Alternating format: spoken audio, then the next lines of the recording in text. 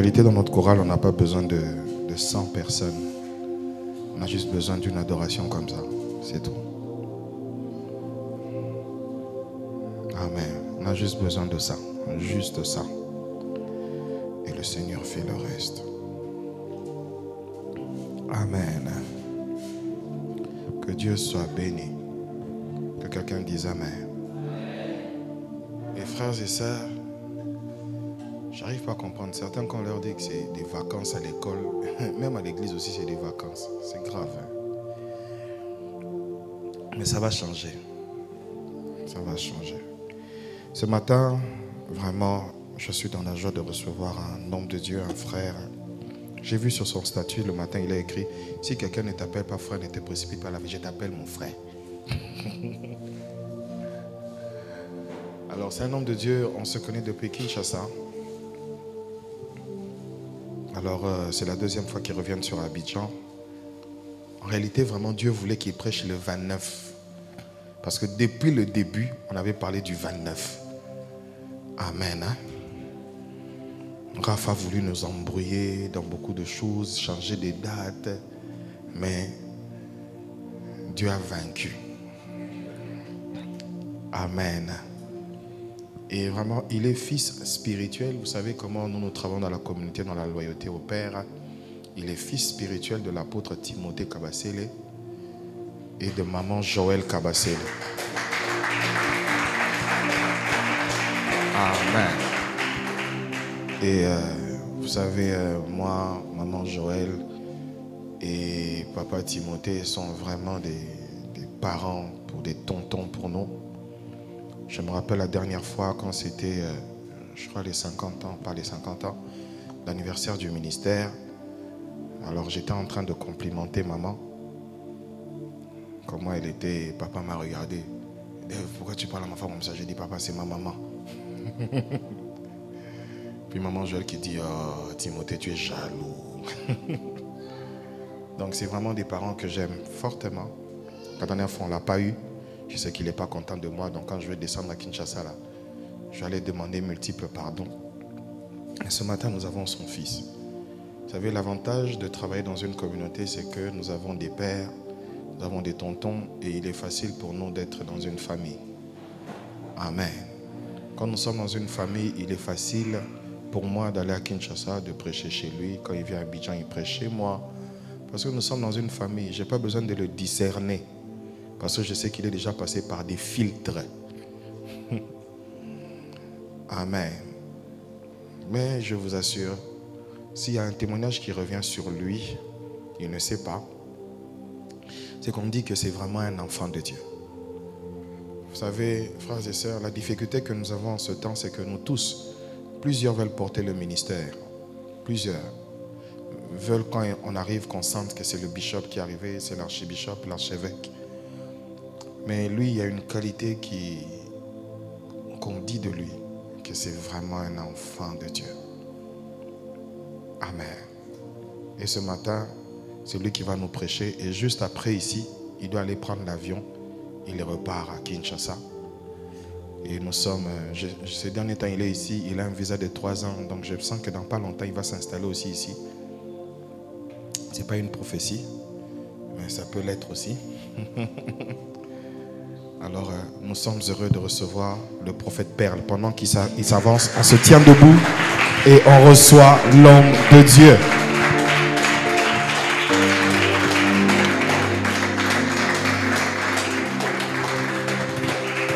Merci de faire mieux que ça. Si tu peux exagérer.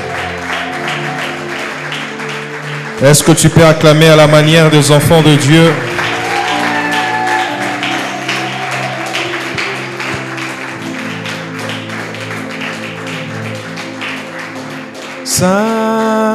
Saint-Esprit, je t'aime tant. Saint-Esprit, je t'aime.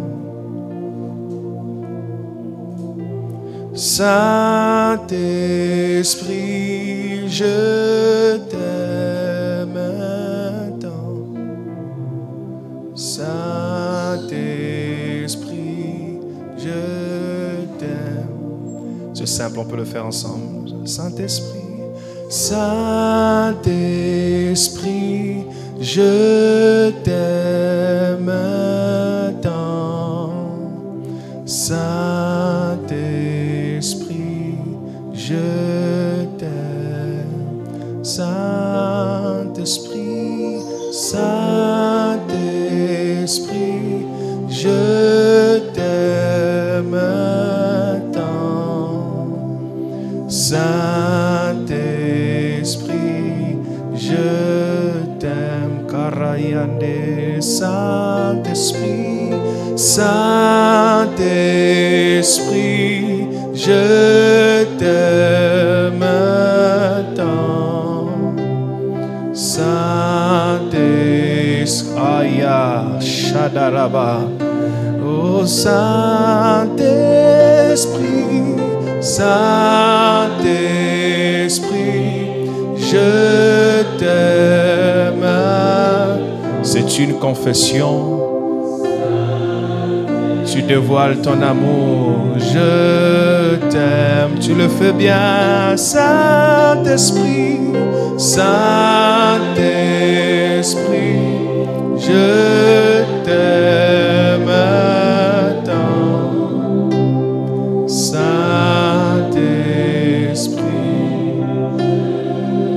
L'Esprit m'a donné cette version en lingala. Molimo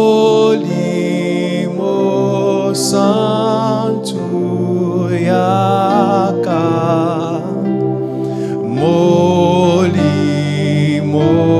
santu. C'est simple. Molimo santu. Molimo santu yaka.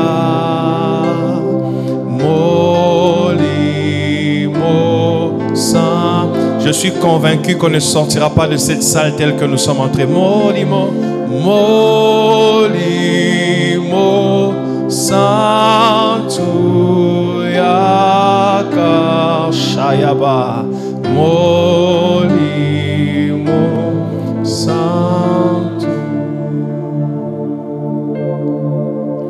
Les ténèbres ont reculé. Devant qui? Devant l'œuvre de la croix. Devant l'agneau, devant l'agneau. Oh, Rasayada Barada Basakaraba. Et le sang versé. Le ténèbre ont reculé ce matin. Les ténèbres, Shayabasa Keriado, Sakapalade. Oh, devant l'œuvre de la croix, l'œuvre de la. Devant l'agneau immolé.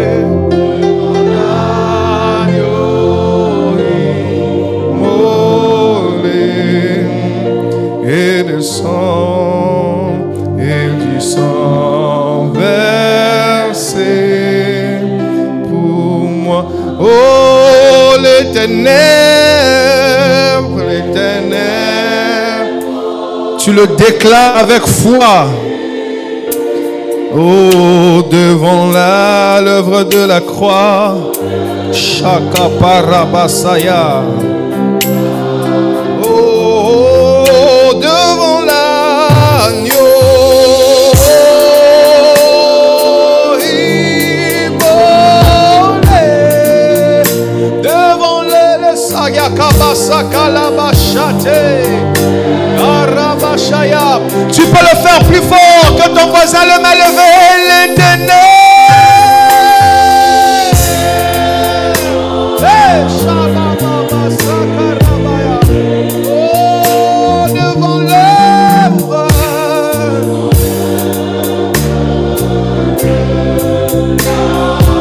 hey, Shaya, devant l'agneau,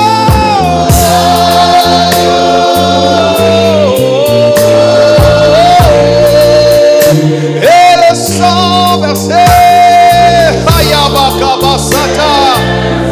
veux sentir l'amour de Dieu ici. Oh, les ténèbres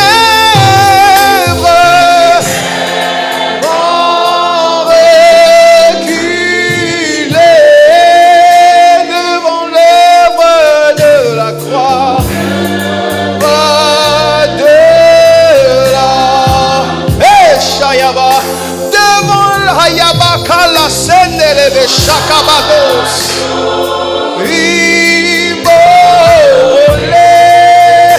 Et le sang versé,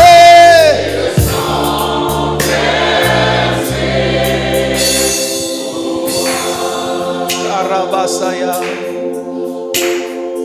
puissant, Dieu puissant, puissant.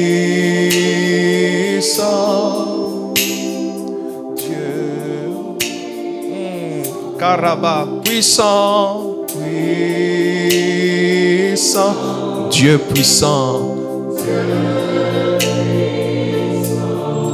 puissant, puissant, Dieu puissant, Dieu tout puissant, puissant, Dieu puissant, Dieu puissant. Puissant, puissant, Dieu puissant. Elohim Adonai, Père éternel, merci pour ce dimanche de gloire que tu as permis que nous puissions nous tenir devant toi. Je me remets entre tes mains, prends-moi comme un instrument. Utilise-moi à ta manière afin de bénir ton peuple et que cette date soit gravée dans l'esprit d'une personne. Au nom puissant de Jésus. Amen. Acclame, acclame, acclame, acclame. Gloire au Seigneur. Aide-moi à saluer 3 personnes de gauche, de droite, de derrière, même de devant s'il est faux, ça fera 4. Salut, salut, salut, salut. Merci Saint-Esprit, merci Saint-Esprit. Amen. Amen. Gloire à Dieu. Je suis très honoré de me tenir aujourd'hui en ces lieux.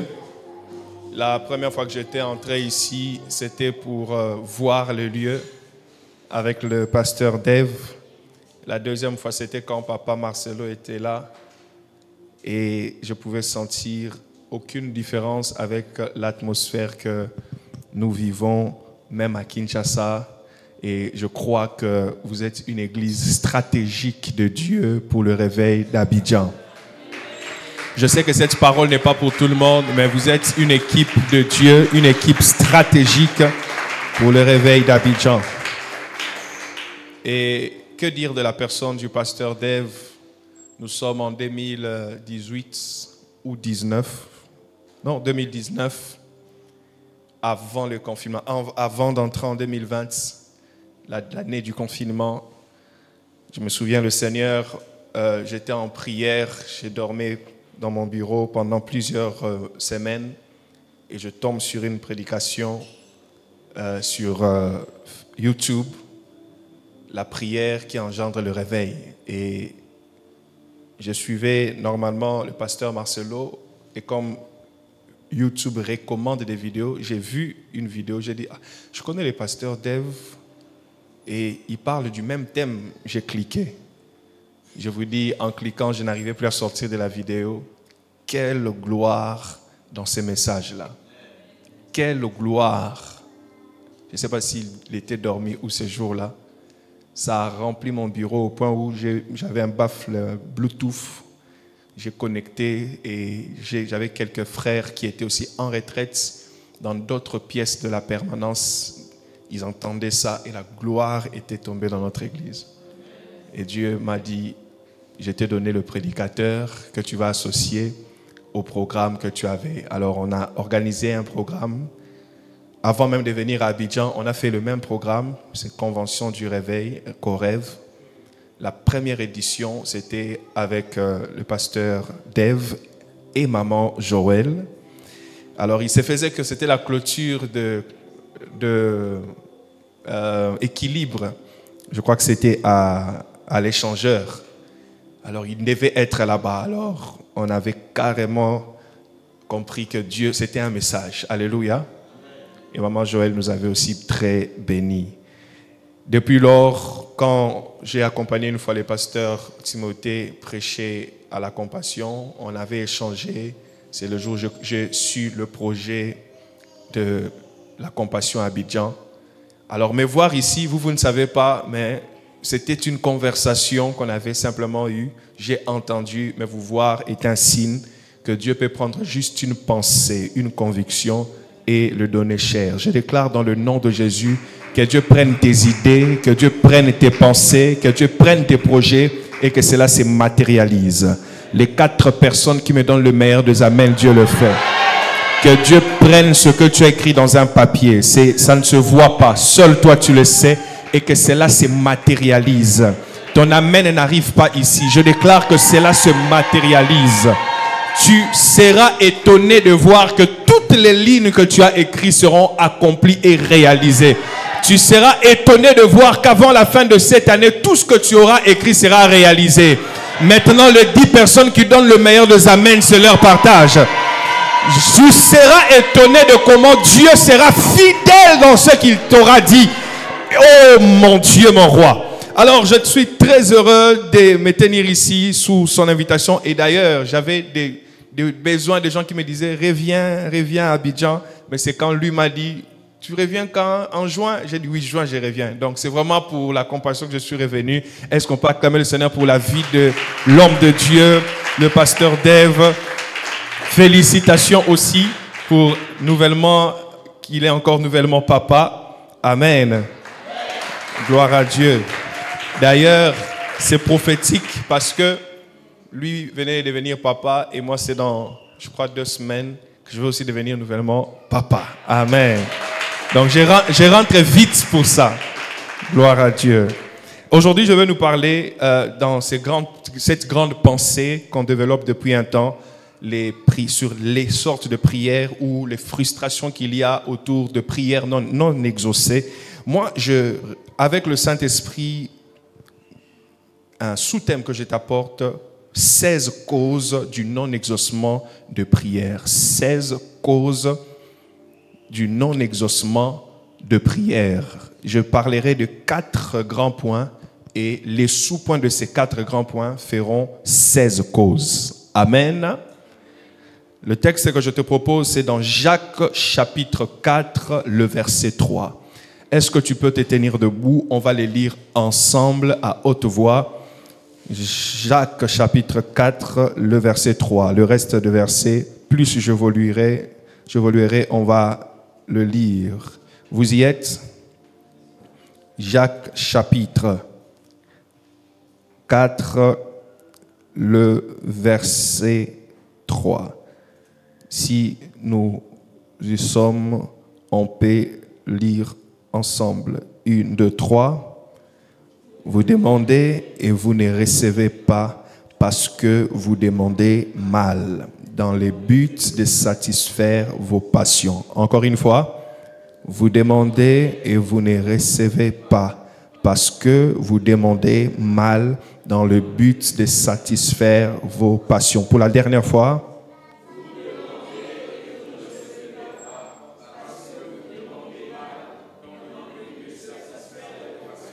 Acclamons la parole de Dieu. Que Dieu soit béni. Je sais que ce n'est que partie remise. Il se peut que je finisse ou pas cet enseignement. Mais après quoi, on va prier. Premièrement, lorsqu'on parle de la prière, plusieurs ont des définitions de la prière. L'une des définitions basiques que moi j'ai appris à l'école, à l'écodim, oui, mais à l'école aussi parce que j'étais dans une école catholique, la prière est un dialogue entre l'homme et Dieu. Alléluia. La prière est un dialogue. La prière est un dialogue. Mais très souvent, peu peu comprennent même la grandeur de cette phrase, car dans un dialogue, il y a une conversation aller-retour. Il y a celui qui parle et il y a aussi l'autre qui doit parler. Car si la prière est un dialogue, donc la prière est une communication. Alléluia. La prière est une conversation avec Dieu. Je parle à quelqu'un. La prière est un entretien avec Dieu. Lorsque tu t'entretiens avec une personne, l'une des choses qui prouve que tu considères cet entretien ou cette conversation, c'est que tu attendras un moment que la personne aussi parle. Donc, lorsque nous parlons de la prière, on parle de cette communication avec Dieu où nous lui parlons et aussi où il nous parle. Je prie qu'aujourd'hui, Dieu te parle. Une des définitions que j'aimerais même dire, la prière, c'est un aller-retour dans la relation avec Dieu. La relation de Dieu et l'homme. La prière, c'est un aller-retour. Ce n'est pas seulement les efforts de l'homme vers Dieu, mais c'est les efforts de l'homme face à la réaction aussi de Dieu. Alléluia. La prière aussi, une des définitions, c'est que c'est une collaboration. Alléluia. C'est l'entretien d'un partenariat de l'homme avec Dieu. Amen. Lorsque nous prions au nom de Jésus. C'est comme l'entretien d'un partenariat. Vous savez, lorsque nous sommes en partenariat avec une personne, il y a du donnant et il y a des clauses qu'on doit respecter. Et la prière fait aussi partie des partenariats que l'homme a avec Dieu. Quand tu pries, tu t'adresses à ton partenaire. Tu t'adresses à la personne qui accepte d'être ton allié. Tu t'adresses au Dieu qui accepte de t'écouter et de marcher avec toi. Alléluia.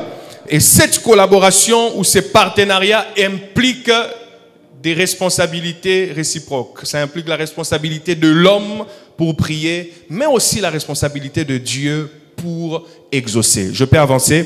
L'un des textes que je peux te donner, Ézéchiel 22, le verset 30. Ézéchiel 22, le verset 30, la Bible dit, « Je cherche parmi eux, c'est Dieu qui cherche, parmi eux un homme qui élève un mur, qui se tienne à la brèche devant moi en faveur du pays. » Donc Dieu veut faire quelque chose, mais avant de faire la chose, il cherche un homme qui s'élève. Cela montre que Dieu veut faire quelque chose, mais Dieu n'aime pas faire certaines choses seul. Il cherche un partenaire. J'aimerais dire à quelqu'un, aujourd'hui, décide d'être le partenaire de Dieu dans ce qu'il veut faire.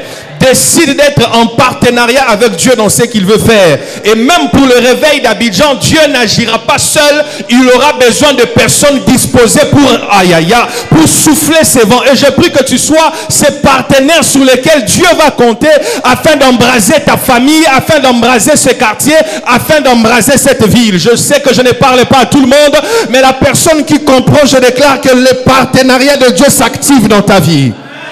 Et il dit, afin qu'il devant moi en faveur du pays, afin que je ne la détruise pas, mais que je n'en trouve point. Dieu ne trouve pas des partenaires. Dieu veut détruire. Mais c'est bizarre, il veut détruire le pays, mais il cherche quelqu'un qui puisse le supplier de ne pas le détruire. Alléluia. Donc on comprend qu'il y a une responsabilité aussi de l'homme dans tout ce que Dieu fait. Amen. Un autre texte, une définition, la prière est une responsabilité partagée de Dieu avec l'homme. Amen. Quand tu pries, sache que tu partages une responsabilité avec Dieu. Tu fais ta part, Dieu aussi fait sa part. Je parle à quelqu'un. Et l'un des passages que je te donne, la Bible dit dans Psaume 14, le verset 2, Psaume 14, « L'Éternel du haut des cieux regarde le Fils de l'homme pour voir s'il y a quelqu'un qui soit intelligent et qui cherche Dieu. » C'est-à-dire, Dieu de son trône, depuis le ciel, regarde le Fils de l'homme. Qui est prêt? Qui est prêt à prendre la responsabilité de me chercher? Dieu veut faire quelque chose, mais il cherche qui Qui est prêt sur la terre pour accomplir ou pour prendre la responsabilité de le chercher? J'aimerais dire à quelqu'un, tant qu'il y aura un homme sur la terre pour prier, il y aura un Dieu dans le ciel pour exaucer. Mais tant que le Dieu dans le ciel, censé exaucer une prière, ne trouve pas de prière faite, Dieu se cherche. Dieu cherche un homme. Dieu cherche une femme. Et je prie que ce matin, Dieu cherche et qu'il te trouve. Que Dieu te cherche et qu'il te trouve. Tu me donnes un amen, c'est ton partage. Que ce matin, Dieu te cherche et qu'il te trouve. Car il veut faire quelque chose. Mais il veut qu'il y ait une personne sur la terre qui prenne la responsabilité spirituelle du pays, la responsabilité spirituelle de sa génération, la responsabilité spirituelle de sa famille. Dieu cherche qui il peut trouver. Mais la Bible dit tous sont égarés. Vous savez, Dieu aime se cacher. Mais il aime se cacher pour que ceux qui peuvent le chercher les découvrent. Je parle à quelqu'un. Tu découvriras la cachette de Dieu aujourd'hui. Alors, de par ces définitions, vous allez comprendre que la prière prend beaucoup de connotations, des allures qu'il faut pour être exaucé. Mais il y a des choses aussi qui font que, malgré on prie, nous ne sommes pas exaucés. Mais le texte qu'on a lu au début, la Bible dit, vous demandez, mais vous ne recevez pas parce que vous demandez mal. Donc lorsque la prière en question, qui est le partenariat de l'homme avec Dieu, la prière en question, qui est la responsabilité partagée, comme je l'ai dit, quand elle n'est pas bien faite, lorsqu'elle est accompagnée de mauvaises choses ou de choses qui n'alimentent pas cette prière, selon Dieu, c'est possible de tomber dans le non-exaucement. Alléluia. Et ainsi, vous verrez des gens dire, j'ai beaucoup prié. J'ai vu une personne qui a dit, j'ai fait tout ce que je pouvais faire. Mon pasteur, le pasteur Timothée, m'a toujours dit, n'aie jamais dire que tu as tout fait lorsque tu cherches Dieu. Alléluia. Parce que tu comptes tes jours de retraite en fonction de toi, mais tu ne sais pas si dans la coupe qu'il y a devant Dieu, est-ce que cela est déjà plein. Alléluia. Tu peux dire, j'ai tout fait, mais pour Dieu, tu n'as encore rien fait. Tu peux dire, j'ai beaucoup gêné, mais pour Dieu, tu n'as pas encore gêné comme il fallait. Donc, n'utilise jamais ces langages. Et beaucoup de personnes tombent dans la frustration simplement parce que ce pourquoi ils ont beaucoup prié selon eux, ils n'ont pas reçu d'exaucement. Et aujourd'hui, je vais te donner quelques causes palpables des non-exaucements de nos prières. Je peux avancer? Pendant que j'ai classé ça, ces causes, Dieu m'a beaucoup parlé et je me suis rendu compte que j'ai avancé avec Dieu parce que tout ce que j'énumère ici, j'étais dans ça. Amen. J'étais comme ça. Parmi les 16 causes, le premier grand point, c'est l'une des causes du non-exaucement des prières. Premièrement, c'est à cause du fait que nous caricaturons Dieu. Caricaturer Dieu selon nous pendant la prière. Caricaturer Dieu. C'est quoi caricaturer? La caricature, c'est la présentation déformée, de manière exagérée d'une personne. Vous voyez, il y avait des journaux à l'époque, même aujourd'hui, ça a pris d'autres tournures. Des journaux où on pouvait parler d'une personne, on le met en miniature avec des petits bras. Et on met une grosse tête de la personne. On trouve peut-être une partie de son corps ou de son visage que les hommes peuvent facilement reconnaître. Et on gonfle ça. Alors quand vous voyez, ça fait un peu rire. Mais c'est ce qu'on appelle caricaturer une personne. C'est le présenter à notre manière pour amuser la galerie, amuser l'opinion. Alléluia. Et beaucoup de personnes aussi caricaturent Dieu. Alléluia. On se représente Dieu en nous comme un certain personnage qu'il n'est pas. Alléluia. On représente Dieu dans notre esprit comme un certain personnage qui n'a jamais été. Et la première de cause que tu dois retenir, c'est que Dieu n'est pas notre garçon de course. Est-ce que je peux avancer? Lorsque tu pries, tu dois savoir que Dieu n'est pas notre garçon de course. Car transformer Dieu en garçon de course quand tu pries, c'est aussi caricaturer Dieu. C'est lui donner une présentation qu'il n'est pas, lui donner un personnage qu'il n'est pas. Dieu ne fera pas forcément ce que tu lui demandes parce que tu lui as demandé. Dieu a aussi ses buts, Dieu a aussi son programme. Tu ne peux pas dire à Dieu, l'envoyer comme tu veux parce que Dieu est Dieu. Est-ce que je parle à quelqu'un? Beaucoup de personnes demandent à Dieu, d'autres commandent même à Dieu. Je vis un frère prier à la montagne disant, Dieu, si tu ne m'exauces pas, je laisse ces choses et je retourne dans des boîtes de nuit. Frère, Dieu n'est pas un garçon de course. Il ne tremble même pas devant les menaces que tu fais dans ta prière. Et de ce genre de prière, on en a 99,9% des non-accomplissements. Parce que tu prends Dieu pour un garçon de course.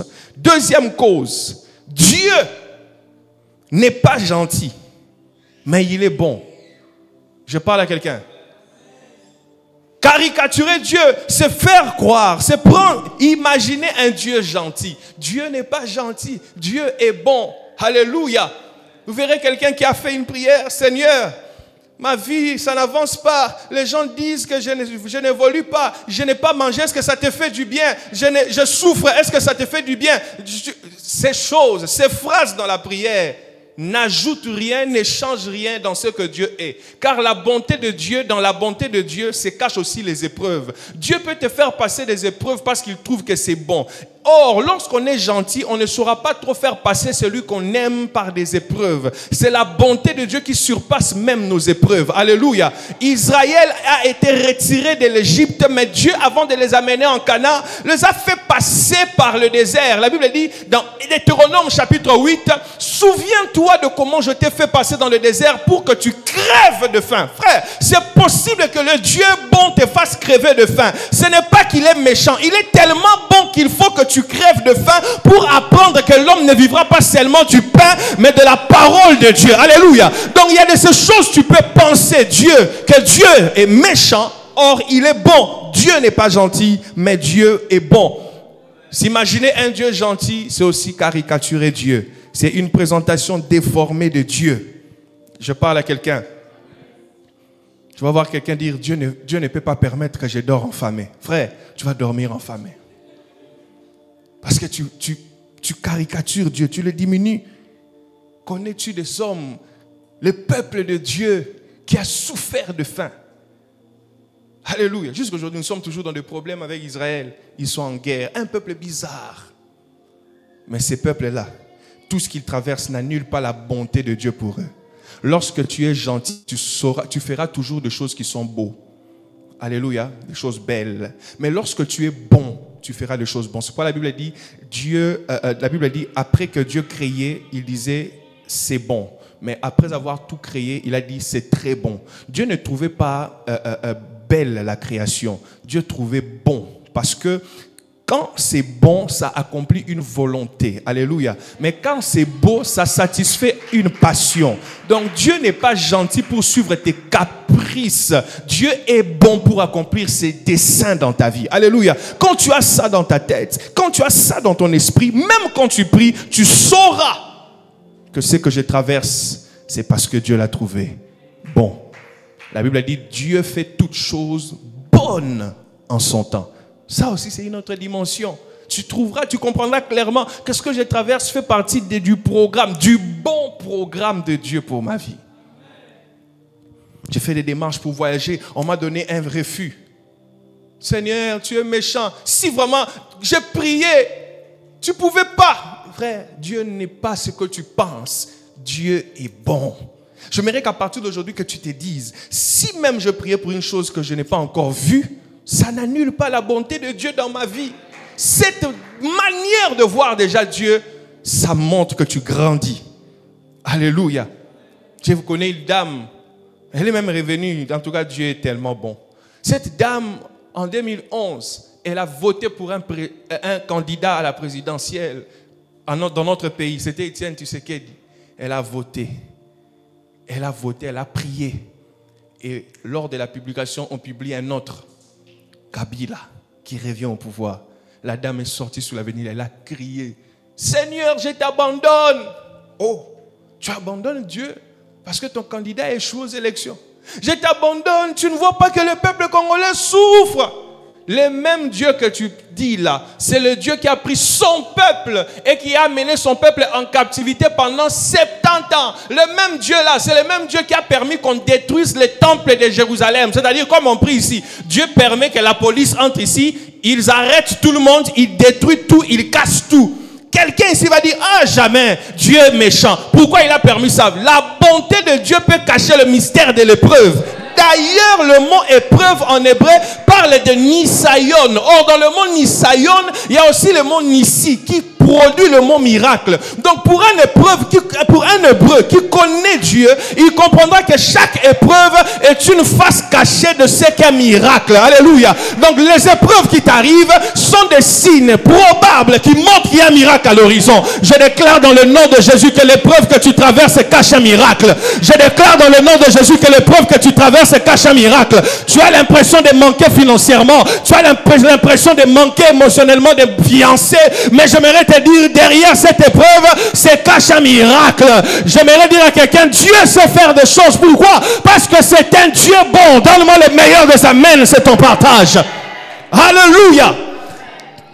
L'une des causes aussi qui crée de non-exaucement dans la prière, c'est de penser, c'est croire que Dieu est subjectif. Dieu n'est pas subjectif, mais Dieu est objectif. Alléluia. Il fait toute chose pour un but, pour un objectif, pour un programme bien établi. Alléluia. Il y a une personne qui attendait son mariage et voulait se marier. Dieu lui dit, tu vas te marier avec telle personne et ce mariage sera glorieux. Les choses deviennent un peu compliquées. Elle appelle la personne et dit, viens, on habite ensemble, on va préparer le mariage ensemble. Et en habitant ensemble, ils tombent dans la fornication et les choses se compliquent. Et le Dieu qui leur avait parlé qu'ils allaient se marier la même année, ils ont fait 2 ans, 3 ans sans se marier. Et les choses se sont tellement compliquées, l'un d'eux a compris que leur vie n'évolue pas. Et celle qui avait entendu Dieu revient vers Dieu. Mais Seigneur, tu avais parlé que j'allais me marier. D'ailleurs, ça fait 3 ans en ces moments-là. Qui est bon? Toi ou Dieu? Il t'a promis le mariage. Mais tu as fait des choses comme si pour que Dieu soit... Dieu n'est pas émotionnel. J'aimerais dire à quelqu'un, Dieu n'est pas un Dieu sentimental. C'est un Dieu objectif. Dieu a son plan. Et tu ne peux pas changer les plans de Dieu par rapport à tes plans à toi. Je parle à quelqu'un. Tu ne peux pas aider Dieu par rapport à tes plans à toi. La première des personnes, l'une des personnes qui avait aidé Dieu par rapport à ses plans à lui, au lieu du plan de Dieu, a créé des problèmes qu'on a jusqu'aujourd'hui. La guerre en Iran avec Israël, c'est Abraham. Il y avait un programme de Dieu préétabli de lui donner un fils par sa femme. Mais cet homme a voulu improviser un plan pensant que Dieu allait dire, bon, Abraham, je voulais quand même faire quelque chose, mais... Tu as eu une bonne idée. Waouh, Abraham, tu as bien réfléchi. C'est lui carrément le fils. Dieu dit non, je vais te donner un fils de Sarah. Et regardez les conséquences. C'est que ce fils a produit une descendance qui sera toujours en guerre perpétuelle avec Israël. Lorsque tu amènes Dieu à se conformer à ton programme, alors qu'il a son programme, son objectif, tu créeras des problèmes et des dégâts dans ta destinée. Je parle à quelqu'un. Tu seras en train de chercher, de résoudre beaucoup de problèmes qu'il ne fallait même pas créer. Est-ce que je parle à quelqu'un? La Bible dit dans Psaume 33, le verset 11, « Les desseins de l'Éternel subsistent à toujours et les projets de son cœur de génération en génération. » Ça ne change pas. Ce qu'il a dit, il a dit. Ce qu'il a arrêté, il a arrêté. Ainsi. Ça ne va pas changer. Et n'aie jamais l'habitude d'aider Dieu. Amen. Dieu m'attend à avoir un grand ministère. Et tu cherches à aider Dieu en faisant des manigances. Tu vas t'enterrer. Je parle à quelqu'un. Deuxième grand point dans lequel il y aura aussi quelques causes. Être orgueilleux devant Dieu. Ça, c'est l'un des points qui fait aussi que beaucoup de prières ne sont pas exaucées. C'est que pendant la prière, tu es orgueilleux. L'une des causes, c'est tenir avec hypocrisie apparente devant Dieu comme le pharisien en public. Je parle à quelqu'un. Beaucoup de personnes sont orgueilleux devant Dieu et cet orgueil se camoufle par l'hypocrisie, l'apparence. Dieu n'est pas dans l'apparence. Dieu ne paraît pas. Dieu est. Alléluia. Il est je suis. Il n'est pas je parais. Alléluia. Il est ce qu'il est. Et lorsque tu veux te conformer à Dieu, sois ce que tu es dans la présence de Dieu. Si tu es misérable, dis à Dieu, je suis misérable. Ne lui montre pas que je suis un misérable, mais j'ai quand même, sois humble devant Dieu. Lorsque la Bible dit Dieu résiste aux orgueilleux, ça n'a rien à voir avec un orgueil qu'on a envers nos proches. On parle là de l'orgueil que l'homme a face à Dieu. C'est pourquoi dans Jacques 4, si vous lisez la Bible, dit « Soumettez-vous à Dieu et résistez au diable ». L'orgueil, c'est refuser de se soumettre à Dieu. Et beaucoup de personnes, même dans leur manière de vivre la vie chrétienne, ils vivent dans un orgueil. Ils présentent ce qu'ils veulent qu'on voie, mais ils ne se présentent pas tels qu'ils sont devant Dieu. Tu peux nous tromper, mais ne trompe pas Dieu. Tu peux te camoufler devant nous, mais tu ne peux pas te camoufler devant Dieu. Et prendre le risque, le courage d'essayer de se camoufler devant Dieu, c'est aussi de l'orgueil. Je parle à quelqu'un. Tu es dans un culte, l'adoration est trop forte. La gloire de Dieu est là. Et tu veux adorer Dieu. Tu dis, je ne peux pas m'allonger ici. Il y a une sœur que je courtoise ici. Si elle me voit m'allonger, ce n'est pas propre. Je vais me gérer. La gloire de Dieu s'intensifie encore parce que Dieu veut t'attraper. Tu esquives Dieu. Tu dis, non, je vais pas m'agenouiller. Je ne veux pas m'agenouiller. Comment j'ai reçu mon appel? J'étais dans un culte. Et le prédicateur était en train de prêcher. Il prêchait tellement, la gloire était forte. Les gens étaient debout, d'autres sous des chaises. Moi, j'étais derrière. Et la personne qui m'avait invité, c'était une fille avec qui nous étions en relation. Et pendant que l'homme de Dieu prêchait, j'ai senti dans mon cœur que l'atmosphère qui était là n'était pas pour tout le monde. C'était même pas pour eux, c'était pour moi. Quand j'ai senti ça, je me suis dit, qu'est-ce que je dois faire? Parce que je suivais le culte en boudin un peu, faisant des charismes, comme on aime dire. Je me dis, la fille elle est là. Elle m'a quand même invité, mais elle doit sentir que c'est un homme qui est là. La gloire de Dieu. J'aime. Plus tu le boudes, il peut utiliser tout ce qu'il faut. Alléluia. J'ai dit à Dieu, Seigneur, je suis là parce qu'une fille en tremblant, c'est une fille qui m'a invité. Mais si elle me voit passer, elle va se dire, le copain avec qui je sors, il passe devant comme ça. J'ai dit, Seigneur, je vais passer devant, j'accepte. C'est comme si on m'appelait devant. C'était pas l'appel au salut. J'étais même chrétien, j'étais chantre. Mais c'est comme si on m'appelait devant. Perle, viens. J'ai refusé. J'ai lutté avec moi-même. C'est ça aussi l'orgueil devant Dieu. J'ai lutté avec moi-même et puis j'ai fait une prière. J'ai dit, cet appel que je sens devant, je ne l'ai jamais senti. Si tu m'appelles au ministère, parce que je préfère te servir dans le chant, je vais être toujours adorateur, mais dans le ministère là, c'est pas trop mon truc, Seigneur. Je n'aime pas trop être autour de la Bible, prêcher, et peuple de Dieu, alléluia. La Bible dit, non, c'est pas trop mon truc. Pendant que je disais ça, j'ai lutté, je me suis retrouvé devant l'homme de Dieu là. Et l'homme de Dieu en question m'a dit, tu es un grand homme de Dieu. Il voulait m'imposer les mains, il a dit, je ne peux même pas t'imposer les mains, tu es trop grand. J'ai dit, moi trop grand.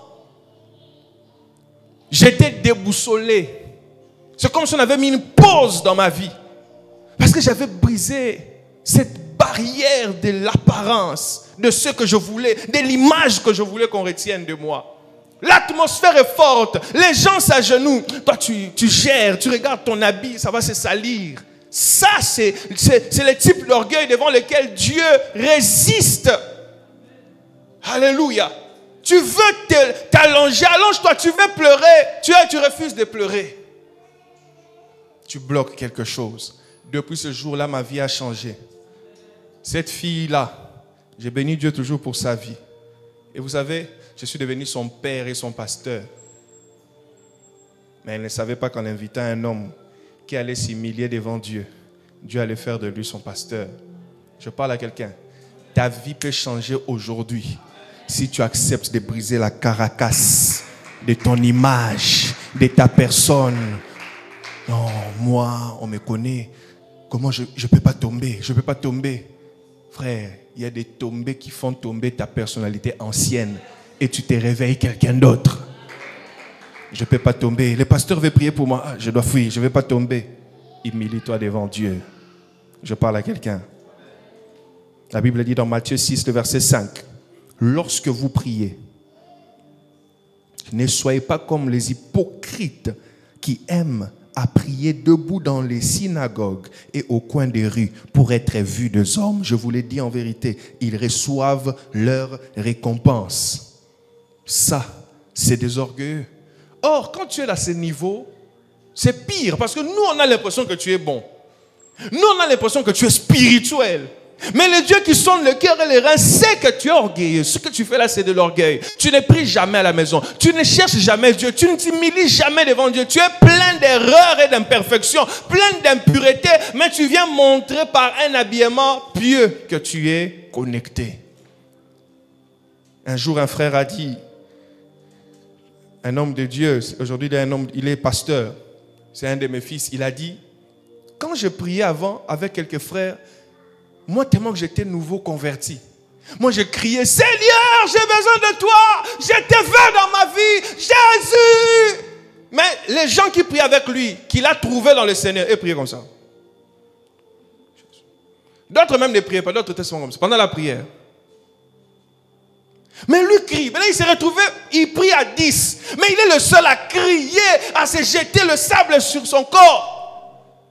Bon, ça les choquait au début et lui-même s'est dit, certainement, ils sont des matures spirituels. Moi, je suis encore immature. Quand je vais devenir mature, je vais aussi comme ça prier comme ça. Alléluia. Et un jour, il me demande, papa, je peux prier avec vous à cette époque-là. Il vient, on se rencontre pour prier. Et on commence la prière. Quand on commence la prière, je me lève, je dis, Père, j'ai besoin de toi. Il dit, lui crie comme ça. Donc, lui aussi est immature ou comment? On a crié, on a pleuré. Et puis à la fin, il vient me dire, papa, quand vous priez comme ça, vous êtes mature ou immature? Parce que je me disais même que je peux développer déjà la prière des matures. C'est l'orgueil. Alléluia. C'est l'orgueil. Vous verrez, l'atmosphère est forte. Tout le monde soit debout en train d'adorer. Toi, tu es assis sur ta chaise là. Et si tu suis bien, tu ne vois rien. Tu es nulle part. Tu penses peut-être à ta maison. Tu penses à la nourriture que tu as laissée au frigo là-bas. Mais tu n'es pas là. Alors qu'il y a quelqu'un qui pleure. Et c'est lui qui sait nous sonder. C'est Dieu. Je parle à quelqu'un. J'aime dire une chose. Dans le monde spirituel, il n'y a pas d'hypocrisie. Tu peux nous tromper, mais tu ne peux pas tromper. Même, mettons même Dieu à part. Tu ne peux pas tromper les démons. Certains savent qui tu es. Un jour, on délivrait une sœur. Et il y avait la sœur, les démons s'est manifesté et un frère est venu avec la Bible. C'était un homme de Dieu. Au nom de Jésus, sort. Elle a pris la Bible, elle a déchiré, elle a jeté. Puis elle a dit, toi, tu vas me chasser? Toi, tu oublies là où on se voit? On a cru qu'ils se voyaient rencontrer. Elle a dit, toi, tu oublies où tu pars? Toi, tu peux pas me chasser. Vaut mieux lui, mais pas toi. J'ai dit, mon Dieu. Le démon s'est identifié, donc tous nous sommes. Et un frère qui vient, qui dit, au nom de Jésus, on ne négocie pas. Sors! Et le démon a crié, le démon est parti. Le frère là, à qui on avait dit ça, on regarde après la prière, il n'était plus là. Il était parti. Tu peux nous tromper, mais pas Dieu. Il n'y a pas d'hypocrisie dans le monde spirituel. L'onction même là, ce n'est pas dans la grosse voix, la voix rock.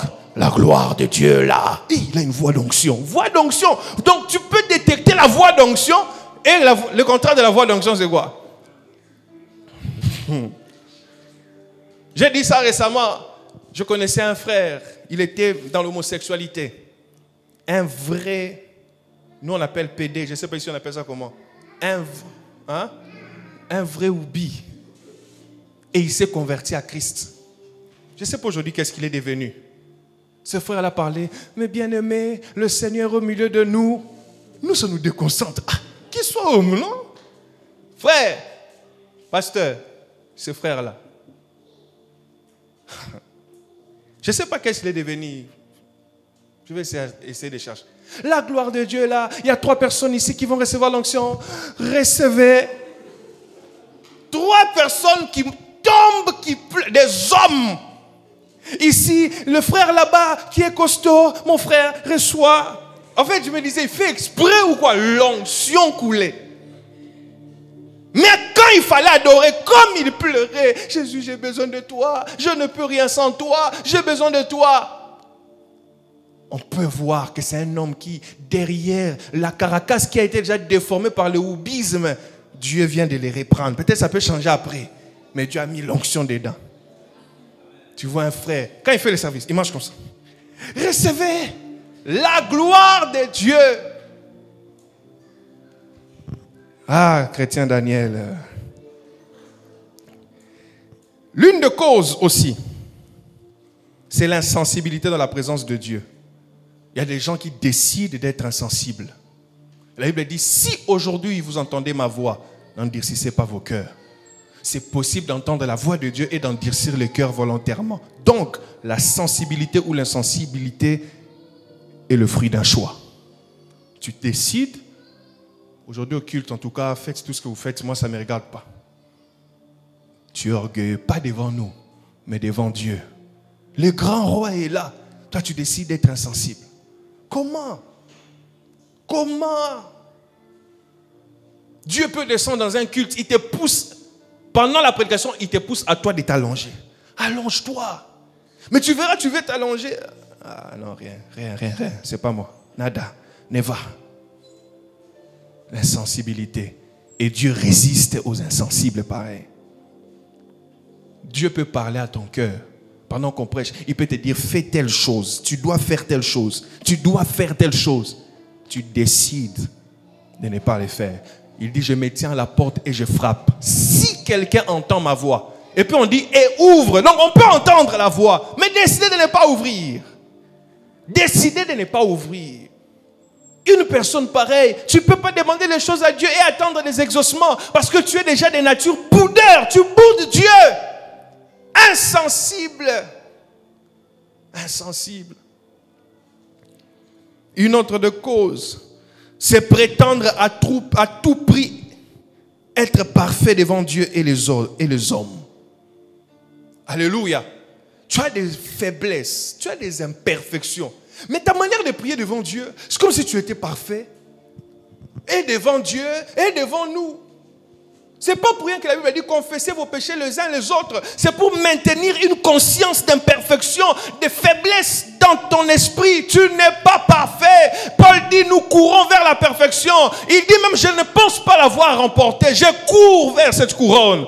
Tu dois avoir un état, un mindset de celui qui court pour se perfectionner, pas de celui qui est arrivé. L'une des choses qui bloque la prochaine dimension, c'est la satisfaction à la dimension présente. Tu es trop satisfait, trop arrivé, et comment tu veux que Dieu t'amène? Nous chantons amène-moi plus haut, Seigneur tu m'amènes. Toi tu dis je suis déjà arrivé. On vient de chanter ici, fais-moi monter. Toi, pour toi, il n'y a plus de montée parce que tu es déjà arrivé. Ce niveau-là va aussi te bloquer. Est-ce que je parle à quelqu'un? Tu veux monter avec Dieu, tu dois savoir la conscience du fait que tu n'es pas encore parfait. Tu as besoin de Dieu. Le grand Moïse, celui qui a séparé la mer Rouge, celui qui a parlé, la manne est tombée. Celui qui a, au lieu de parler, Dieu lui dit de parler au rocher. Il ne parle pas, il frappe, mais Dieu sort quand même de l'eau. Le grand Moïse, lorsqu'il monte sur la montagne et qu'il descend, les gens n'arrivent pas à le regarder, car le même effet que le soleil fait aux yeux, c'est le même effet que faisait le visage de Moïse. Mais c'est Moïse dans la présence de Dieu dit, Père, fais-moi voir ta gloire. Non, Moïse, tu es trop égoïste. Ce n'est pas le fait d'être égoïste, c'est le fait de comprendre que même si on me trouve grave, je ne suis pas grave. Même si on me trouve na coca, même si on me trouve que je suis arrivé, je ne suis pas arrivé. Je parle à quelqu'un. C'est pourquoi moi, peut-être le temps nous est imparti. Je ne saurais pas vraiment avoir un temps de prière ou faire un temps de service prophétique. Quand je prophétise et que j'entends quelqu'un qui frère, tu cries comme ça, pourquoi? Ce que je fais, c'est par la grâce de Dieu. J'ai même peur que ça ne soit pas vraiment ça. Et vous élevez un homme de Dieu comme s'il est arrivé. Et ça crée en lui l'orgueil. C'est toi qui vois papa. C'est toi qui commandes papa. Hey, doucement, doucement, doucement. On empoisonnera cet homme de Dieu là. Je parle à quelqu'un. Tu chantes, la gloire de Dieu descend quand tu chantes. Et puis tu sens que non, moi c'est seulement ma voix quand je chante que je sens que les gens prient. Mais quand ils chantent, les gens regardent. Tu t'enorgueilles. Tu commences à prier d'une certaine manière. Vous savez que l'onction peut finir. Hein? Je parle à quelqu'un. C'est pourquoi Dieu, dans tout ce qu'il peut te donner, il laissera un côté qui va toujours te rappeler que tu es imparfait. Si tu es sensible, tu peux t'accrocher à ça. C'est pourquoi Paul pouvait dire, je me glorifie de mes faiblesses. Il avait tellement de grâce, de miracles, de puissance, que Dieu a fait qu'il soit même celui qui guérissait des malades, ressuscitait les morts. Mais il a laissé sur son corps un démon. Vous comprenez ça? Il a laissé sur son corps Satan. D'autres disent c'était un écharde. D'autres disent c'était une maladie grave qui le prenait de temps en temps. Il demandait à Dieu, enlève-moi ça. Dieu savait que toi, avec tout ce que je t'ai donné, si j'enlève ça, tu ne vas plus prier. Je dois maintenir ça pour que tu reviennes toujours à moi. Vous comprenez ça? Et quand Paul dit ça, Dieu lui répond, ma grâce te suffit. Il y a un domaine que Dieu va maintenir irrésolu pour que sa grâce seule te suffise. Oh, que la grâce de Dieu te suffise ce matin.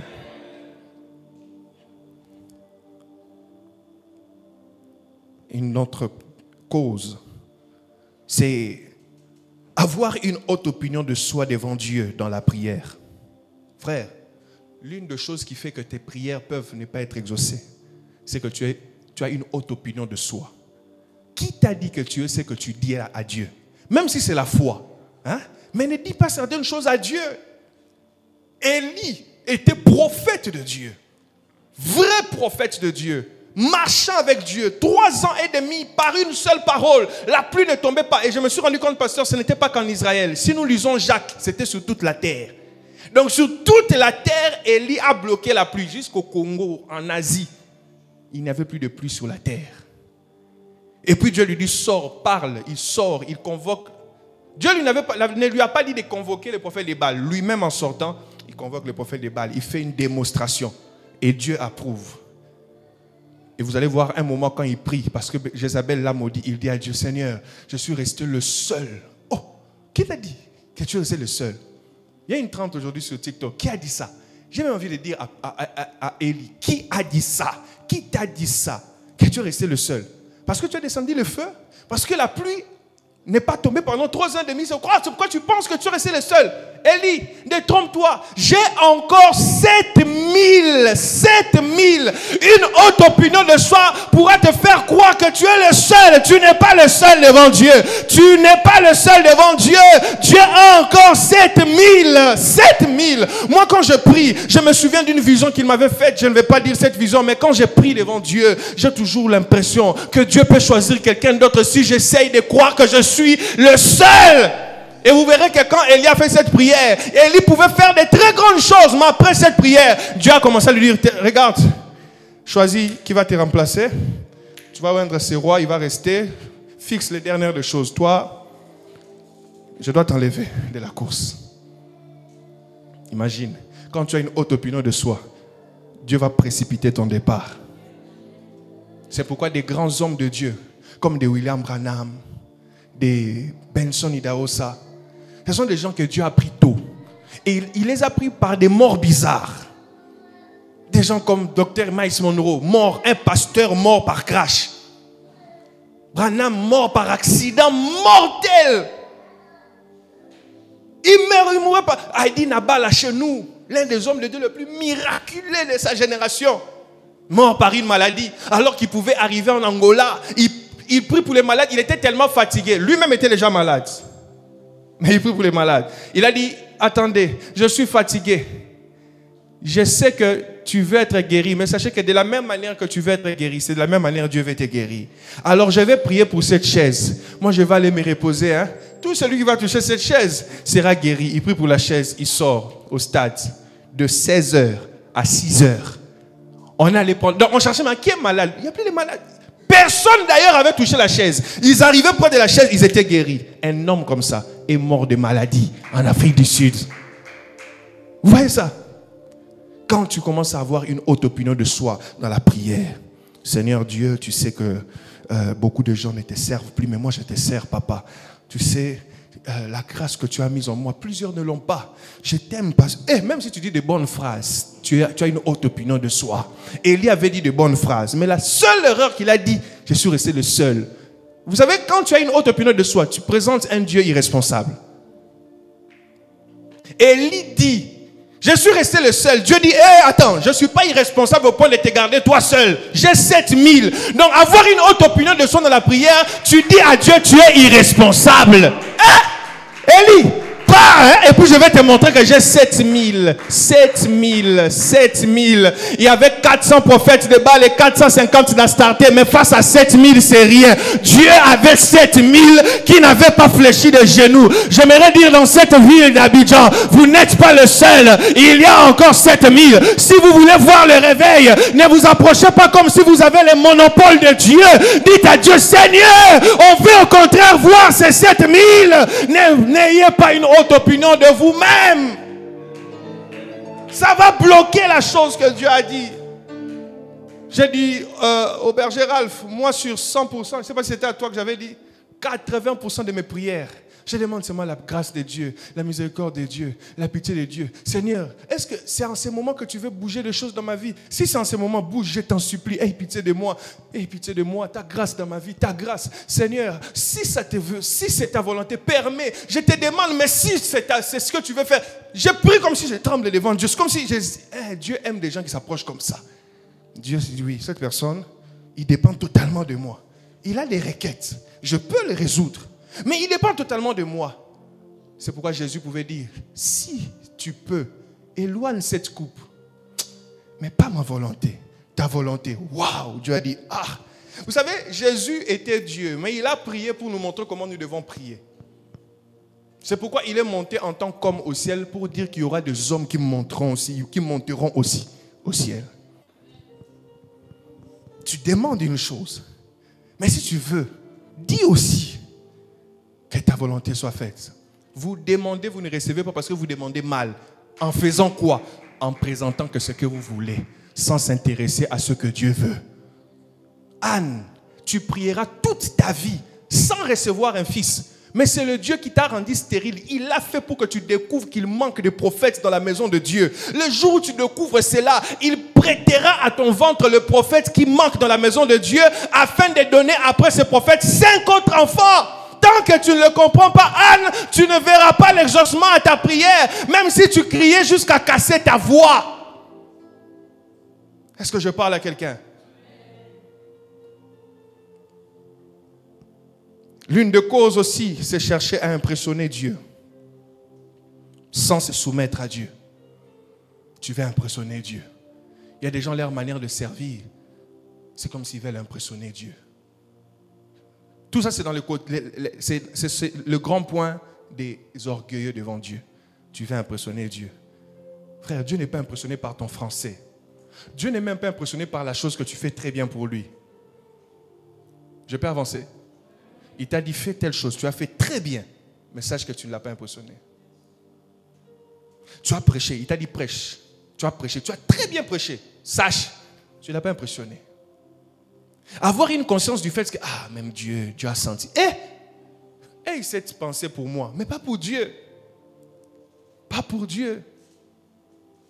Dieu t'a dit, je vais guérir les malades, je vais ressusciter des morts. Tu viens à la croisade, les malades sont guéris, les morts sont ressuscités. Et tu descends de la chair comme ça.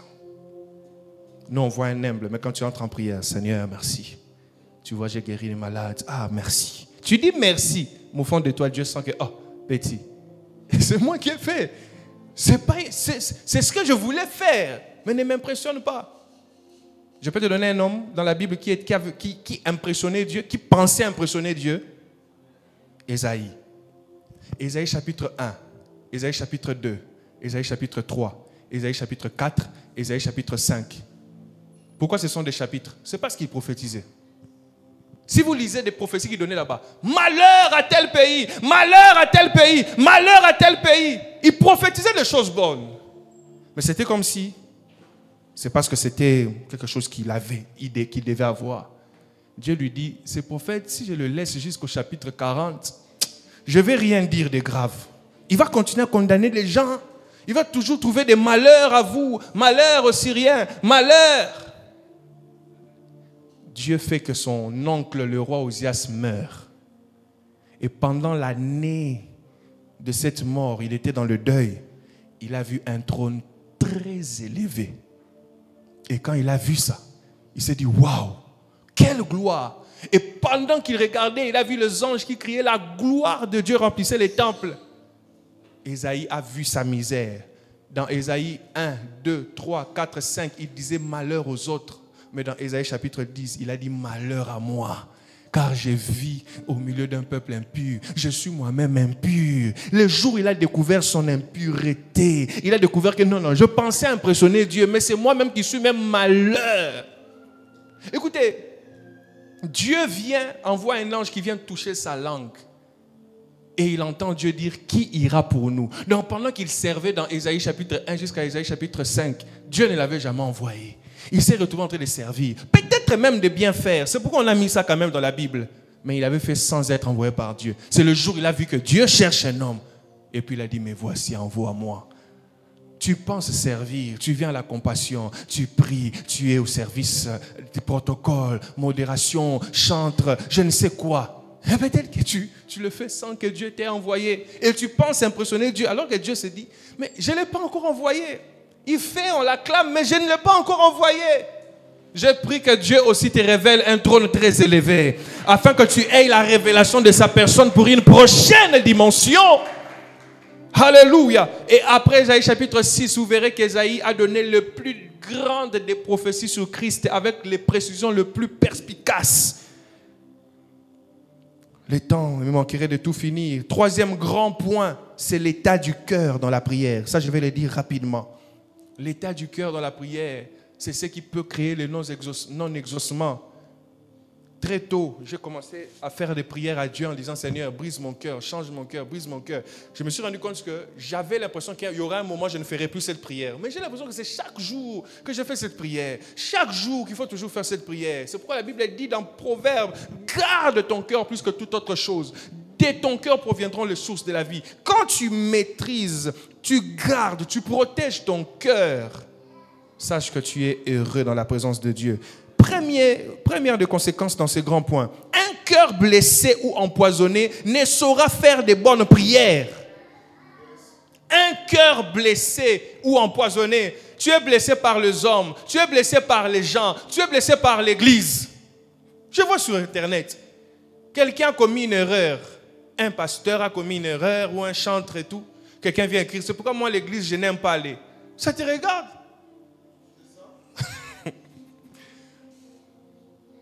Moi je commets une erreur. Toi ça t'énerve pour ne plus venir à l'église. Mais ça te regarde.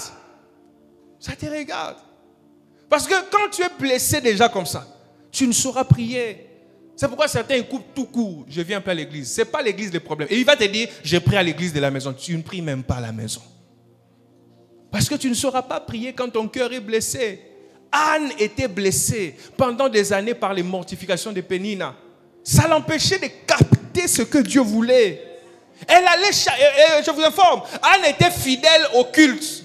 Parce qu'elle allait chaque fois à Silo. Elle était là, séminaire elle est là, dimanche elle est là, moment d'offrande elle fait. Elle était là.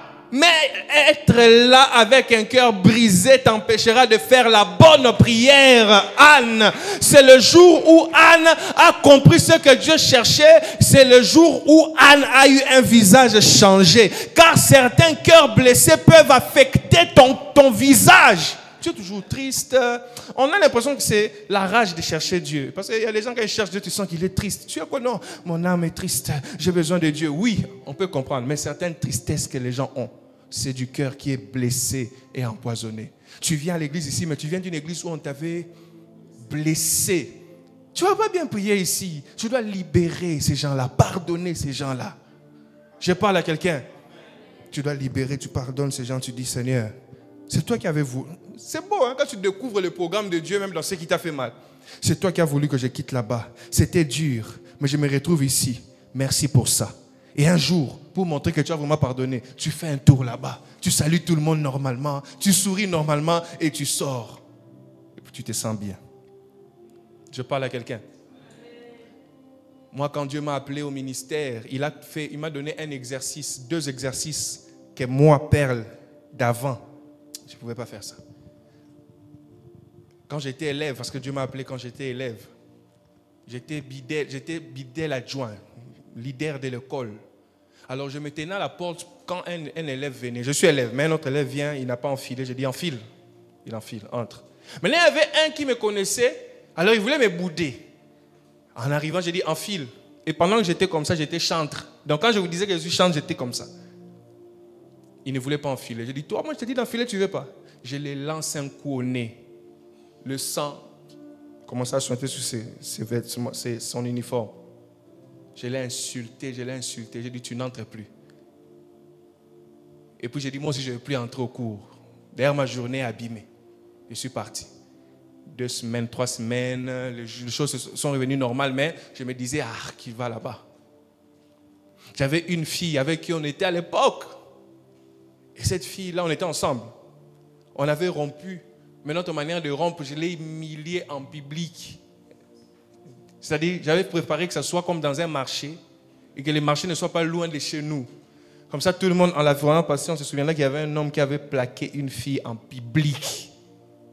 Quand Dieu m'a appelé, Dieu m'a dit, Perle, je ne t'utilise pas si tu ne pars pas demander pardon à ces 2 personnes-là. J'étais en prière, j'ai dit, Saint-Esprit, choisis autre chose, pas ça. Ils vont comprendre seulement que j'ai changé. Il a dit, ton ministère dépend de ces 2 personnes. J'ai dit, Saint-Esprit. Il a pris 1 semaine pour me parler d'eux. Je suis allé chercher les garçons que j'avais frappés. Je l'ai vu, je lui ai dit, je voulais te demander pardon. Il m'a boudé quand je parlais. J'ai dit, boude comme tu veux. Mais Jésus a changé ma vie. Si tu ne me pardonnes pas, il ne va pas m'utiliser. Quand j'ai fini de parler, il avait les larmes. Il m'a dit, on ne m'a jamais demandé pardon dans la vie. Je savais que toi aussi tu allais être comme ces gens-là. Je te pardonne. Et je crois que tu es un serviteur de Dieu. Frère, c'était comme si on m'a donné un pourcentage, 90% à l'école. Merci Saint-Esprit, j'ai vaincu. Et puis il m'a dit, gloire à Dieu. Le Saint-Esprit me dit, tu n'as pas fini. Il y a la fille là. Saint-Esprit, je peux envoyer quelqu'un, toi-même tu pars. Un truc bizarre, simple. Je pars chez la fille là. J'arrive chez eux. Je peux parler à telle fille. Sa famille parle informée. Elle dit, je ne sors pas. J'ai dit, Seigneur, tu vois, je ne voulais pas arriver ici. Et je commençais moi-même à pleurer. Parce que c'était absurde. Dieu me dit, tu restes là. Supplie à ces gens ici qu'on te sort la fille là. J'ai supplié, je vais la voir, s'il vous plaît. Et comme il savait qu'il y avait une relation entre nous, il a dit, ton mari, ton époux, ton copain te cherche. Il a dit, je ne veux pas. Elle avait l'impression que je voulais que la relation recommence. Moi, j'avais un fardeau. Elle est sortie là avec les boots et s'est tenue. Elle me regardait au bout du nez. Parle, je t'écoute. Je lui ai dit, celui qui te parle ici n'est pas celui qui t'avait parlé l'autre fois. C'est quelqu'un d'autre qui doit servir Dieu. Mais mon service est bloqué à cause de toi. Je suis là sincèrement pour te demander pardon. Pardonne-moi. J'avais l'impression maintenant que la personne rentrait. Et comme ça, elle dit, il est venu me demander qu'on revienne. J'ai dit, pardonne-moi seulement. Et puis il m'a dit, je te pardonne. J'ai dit merci. Quand je suis sorti de là, au lieu d'être heureux, j'étais en train de pleurer. J'avais l'impression que j'étais humilié devant des gens, devant elle. Quand je suis entré en prière, Dieu a ouvert beaucoup de dimensions en moi. Un cœur blessé ne peut pas. Si ton cœur est empoisonné, ça bloque le ciel, ça bloquera les choses dans ta vie. Ça bloquera même des faveurs. Imagine Samuel, le grand Samuel, qui va établir Saoul, qui va établir David. C'est lui qui parlera et qu'aucune parole ne va tomber. Mais il est bloqué dans l'atmosphère parce que tu as un cœur blessé jusqu'aujourd'hui. Anne, ouvre ton cœur. Ne vois pas Pénina comme ton défi. Vois plutôt Dieu. Alléluia. Un cœur jaloux, ça c'est un autre point. Un cœur jaloux ne peut être exaucé. Dieu ne bénit pas le jaloux. Dieu bénit ceux qui vivent dans un cœur bienveillant. Le frère du fils prodigue, c'était un frère jaloux. Dans l'histoire du fils prodigue, vous connaissez l'histoire? Celui qui a dit, papa, donne-moi mon héritage. Il est parti, il a gaspillé cela, il est revenu. Le plus mauvais, ce n'était pas lui. Dans l'histoire, le plus mauvais, c'est le frère qui était resté. J'aimerais même dire, nos Bibles disent fils prodigue, parce que c'est comme si c'est le thème de cette histoire-là. Le vrai thème n'est pas le fils prodigue. Le vrai thème, c'est le frère qui était resté dans la maison. Il était resté dans la maison, son frère est parti, lui était là en train de servir, mais il avait un problème dans son cœur. Il était jaloux. Quand son frère est revenu et que le père a organisé une fête, il a préparé un taureau. Il a dit, moi, tu ne m'as jamais fait ça. Son père a dit, comment tu peux dire ça? Toi, tu as tout ici. Quand tu as un cœur jaloux, tu ne sauras même pas savoir ce qu'il y a déjà pour toi. Il ne savait pas qu'il avait tout. Au point qu'on a donné juste une chèvre, un taureau à son frère. Ça l'a mal fait. Oh, mais tu as déjà tout. Les jaloux ne savent même pas voir ce qu'ils ont. Parce qu'ils ont trop le regard vers ceux qu'ils convoitent. À partir d'aujourd'hui, arrête d'être jaloux. Vois ce que tu as. Et bénis Dieu pour ce que tu as. Je bénis Dieu pour le cœur que Pasteur Dave a. Alléluia. Je bénis Dieu. Pasteur Dave, à Kinshasa, a prêché, était pasteur à la Compassion Centrale. Des cultes où il y avait des 3 000, 5 000, 10 000 personnes. Mais pour un bon Quinois qui se retrouve à Abidjan, mais n'ayant pas 1000 personnes, comme d'où il venait, il allait être frustré à tout moment. Il allait être malheureux à tout moment. Ah, moi, qu'est-ce qui se passe? Mais j'ai toujours vu, il est joyeux. Il est toujours souriant. Il est toujours bien, normal. On rit, on cause. Il est en paix. Et c'est l'un des signes. Dieu m'a dit, pasteur, qu'il va exploser cette église. Oui, il va exploser le serviteur, il va exploser le fidèle. Et ça va venir soi-même. Ayez juste le visage de l'accomplissement. Même si Samuel n'est pas encore venu, ayez un visage ouvert. Une autre des causes, un cœur non repentant ne peut pas toucher Dieu dans la prière. Un cœur non repentant. Quand ton cœur n'est pas un cœur repentant, regardez la différence entre Saoul et David. Bien aimé, entre le roi Saoul et le roi David, le roi David est celui qui a commis le plus des erreurs. Mais la différence, c'est que le roi Saoul, à chaque fois qu'il commettait une erreur, il disait, j'ai fait ça, mais c'était parce que, vous voyez, je suis quand même un homme. Il donnait des explications. Mais David, lorsqu'il commettait une erreur, il se souvenait, ou si on lui rappelait, il pouvait simplement dire, pardonne-moi. Le cœur repentant te mettra à jour devant Dieu. Mais un cœur non repentant va t'embourber dans des péchés, t'embourber dans tes erreurs et bloquera ton ciel. David a fait pire que Saoul, mais tellement qu'il avait un cœur repentant, même les pires erreurs qu'il avait fait devenaient une prophétie pour Christ dans la suite des temps. Je parle à quelqu'un. Le roi n'était pas censé être un sacrificateur. Le jour où Saoul a pris lui-même le sacrifice et il l'a mis sur l'autel parce que le sacrificateur Samuel n'était pas là, c'est le jour où Dieu l'avait rejeté. Mais David est venu. David n'a pas pris qu'un sacrifice. David a porté et le faute d'un sacrificateur. David est entré dans le temple. Il a pris l'arche. L'arche qui était au lieu très saint. David l'a pris. Il l'a mené au parvis. Tout le monde voyait l'arche. Une absurdité. David a pris le pain que le roi, le sacrificateur seul mangeait. David a pris ça. Il a partagé à tout le monde, même les étrangers qui étaient venus là. David l'a fait. Mais Dieu ne l'a pas condamné. Jésus, au contraire, a parlé de ça. Comme pour dire, il arrivera dans la suite des temps où la présence de Dieu ne sera pas sous une configuration de la loi, mais elle deviendra sous une configuration de la grâce, c'est-à-dire accessible à tous. Même dans l'erreur de David, c'est caché la prophétie du temps de la fin. J'aimerais dire à quelqu'un, aie un cœur repentant, tu deviendras prophète de ta génération. Aie un cœur repentant, tu deviendras prophète de ta famille. Aie un cœur repentant, tu deviendras prophète de la Côte d'Ivoire. Je prie dans le nom de Jésus qu'à cause du cœur repentant que le Seigneur te donne, tu deviendras un homme qui pourra poser des actes qu'on n'oubliera jamais dans cette génération. Que Dieu fasse de toi cet homme. Imaginez un homme qui commet une erreur Dieu vient lui dire, David, choisis entre trois choses, que je te livre entre les mains de tes ennemis, ou que je te frappe, ou que je frappe Israël. David dit non, vaut mieux tomber entre les mains de Dieu, lui aura pitié de moi. Oh David, Dieu ne t'a pas proposé ça, mais comment tu préfères tomber entre les mains de Dieu? Dieu se disait, David m'a mis où? Pour qu'il comprenne comment m'avoir. Quand tu as un cœur repentant, le Saint-Esprit va même te communiquer ce que tu dois faire. La Bible dit, le Saint-Esprit a pour travail de venir nous convaincre du péché, du jugement et de la justice. La conviction du péché du Saint-Esprit, c'est quoi? C'est la capacité à te dire que tu as péché et le reconnaître. La conviction de la justice, c'est quoi? C'est la capacité à te dire que seul Jésus peut te pardonner.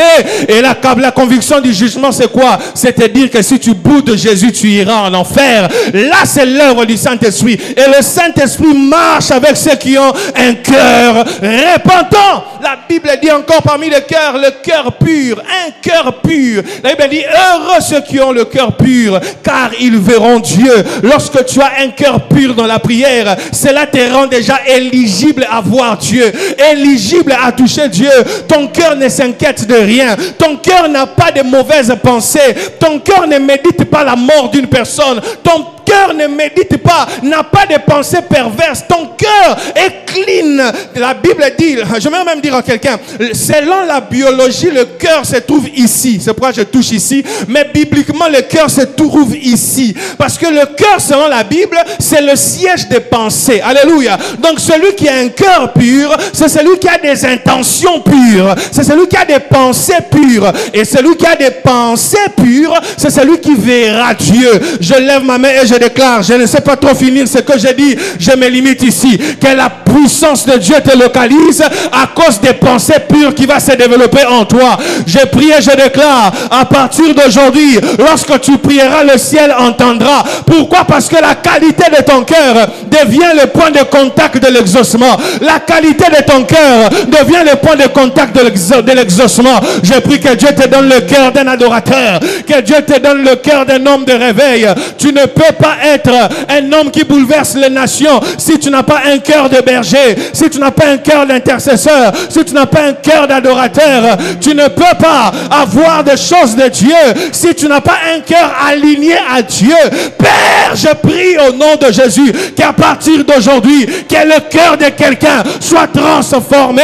C'est pourquoi selon la loi, la circoncision était la circoncision du corps, mais selon la grâce, la circoncision c'est la circoncision du cœur, parce que le cœur c'est le centre d'un homme, c'est le centre d'une personne. Aujourd'hui, alors que je clôture ma prédication, tu dis à Dieu, Père, change mon cœur, transforme mon cœur, change-moi. Aujourd'hui, le Seigneur est là pour toi. Il veut que tu développes un cœur pur, il veut que tu développes un cœur repentant. Aujourd'hui, le Seigneur est là pour toi. Il veut que tu aies un cœur aligné à Dieu. Si tu comprenais cela, tu allais commencer à monter en esprit. Tu allais commencer à parler les paroles qui montent dans ton cœur. Il y a des moments, frère, où tu dois crier à Dieu et lui dire, Père, j'ai besoin de toi. Et lui dire, Seigneur, j'ai besoin de toi. Il y a des moments où tu dois dire à Dieu, Seigneur, si tu me laisses ainsi, je vais mourir. Si tu me laisses ainsi, je suis au bout. Est-ce que tu peux crier à Dieu? Shakabarababo sakarababa. Hey! Shakabarabasayarabababa. Un homme un jour a fait une grande prière. Il a dit, Seigneur, donne-moi de changer le monde. Donne-moi de transformer le monde. Il a prié pendant des années. Dieu ne l'a pas exaucé. Il a diminué l'arrière-requête. Il a dit, Seigneur, permets-moi de changer mon Afrique. Permets-moi de changer l'Afrique. Dieu, pendant des mois, Dieu ne l'a pas exaucé. Il a diminué sa prière. Il a dit, Seigneur, permets-moi de changer alors ma nation. Il a prié pendant des mois. Dieu ne l'a pas exaucé. Il a dit, je vais diminuer. Je vais alors demander que Dieu change ma province. Il a prié pour sa ville. Dieu ne l'a pas exaucé. Il a dit peut-être que c'est trop grand. Il a dit Seigneur, donne-moi de changer alors ma famille. Il a prié pendant 2 mois. Dieu ne l'a pas exaucé.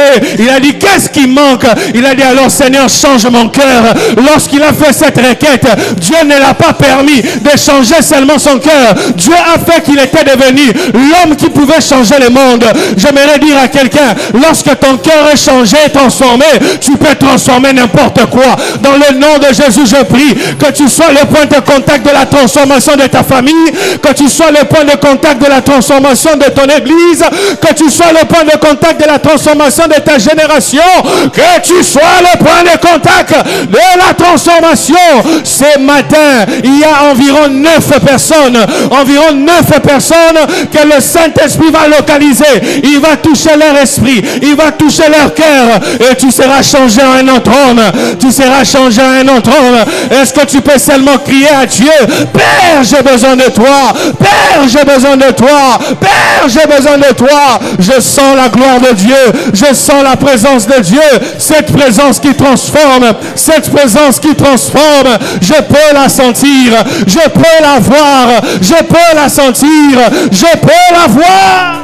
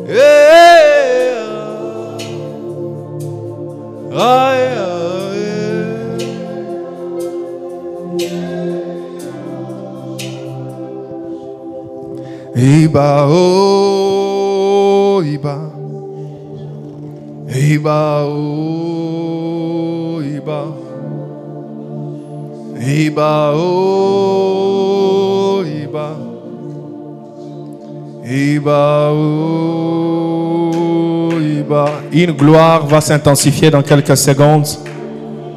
Tu as le main levé. Anna. Il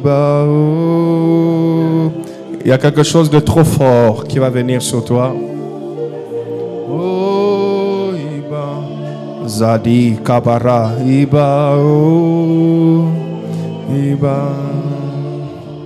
Le Dieu de Aya.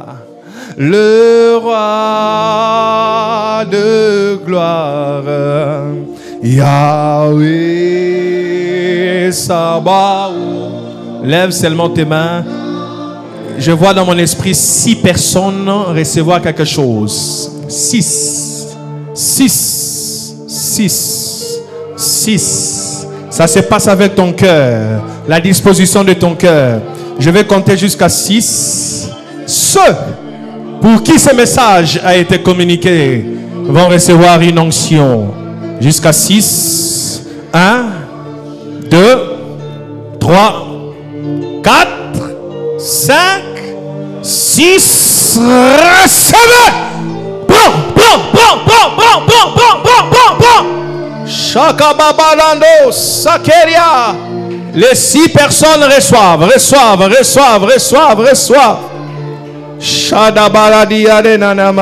Je compte encore jusqu'à 6. 1, je dis 2, je dis 3, je dis 4, je dis 5, je dis 6. Receive. Sharabavo Sakaba. Yahweh Sabaoth. Recevez. Shadabaraba.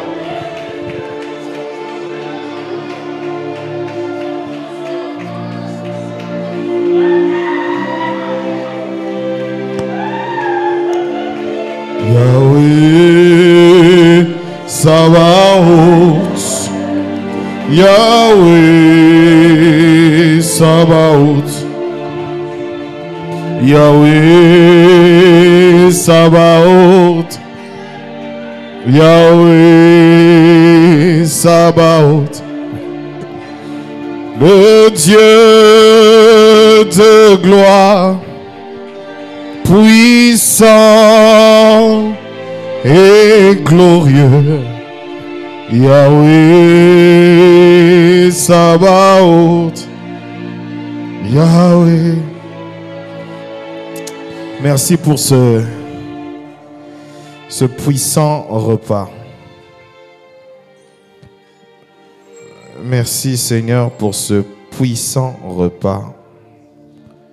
Merci pour cette puissante grâce. Aide-nous, oh Dieu, à ne pas perdre ce que tu nous as donné aujourd'hui. Pour la gloire de Jésus. Bénis ton serviteur. Bénis ton serviteur. Et que ce message ne soit jamais oublié. Au nom de Jésus. Amen. Est-ce qu'on peut acclamer le Seigneur? Pouvons nous asseoir? Alléluia. Que Dieu soit béni. Il y a des messages où tu as besoin qu'on te parle. Aujourd'hui, j'avais besoin de m'asseoir, qu'on me prêche.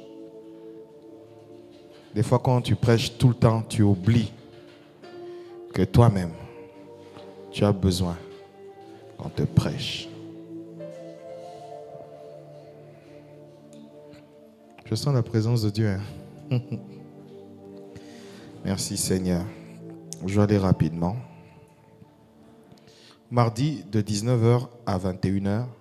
Mardi de 19h à 21h, il y a notre culte d'enseignement. Et cette semaine, je reprends toutes les activités. Je reprends. Nous ne sommes pas en vacances. Donc, je vous demande vraiment de venir au culte de la semaine. Un culte de sagesse et de maturité. Jeudi, de 19h à 21h, nous avons culte de prière. Nous venons pour 2 heures d'intercession intense et venons vraiment prier. À partir du lundi 7 juillet, c'est la retraite de tous les ouvriers. Tous les ouvriers, chorale, protocole, intercession, qui encore?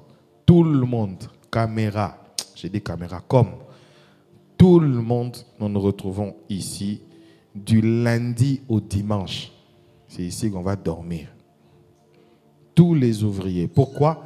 Parce que le 16 juillet marque officiellement nos 2 ans. Et nous voulons faire quelque chose de vraiment entrer dans la deuxième année, passer de 2 ans à 3 ans d'une manière très, très spirituelle. Très, très spirituelle. Et pour que ça se fasse, laissez Ephraim, laissez-le. Prenez-le tranquillement.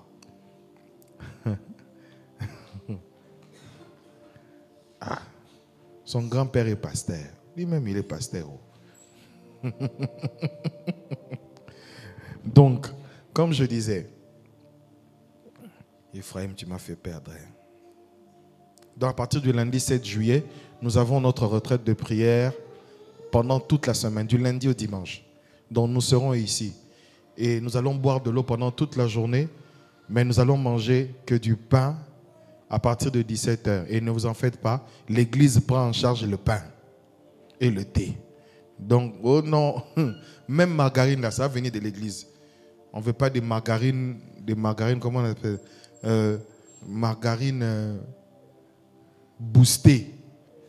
On a mis cube magique dedans, on a mis huile, je ne sais pas moi de quoi dedans, on a mis fruits de mer dans la margarine. Non, on va s'arranger. Nous-mêmes, on fait la margarine ici. Donc, du 7 au 13, je pense, nous serons ici pour la retraite. Et le 16 juillet, ça sera les 2 ans officiels de l'Église de la Compassion à Abidjan. Et voilà, donc avant d'aller sur un autre site, je pense que le Seigneur veut que nous puissions finir dans la prière afin de commencer une nouvelle saison d'une autre manière. Mais moi, je vais commencer bien plus tôt pour finir aussi bien plus tard. Donc, ça sera une retraite fermée, donc pour tous les ouvriers.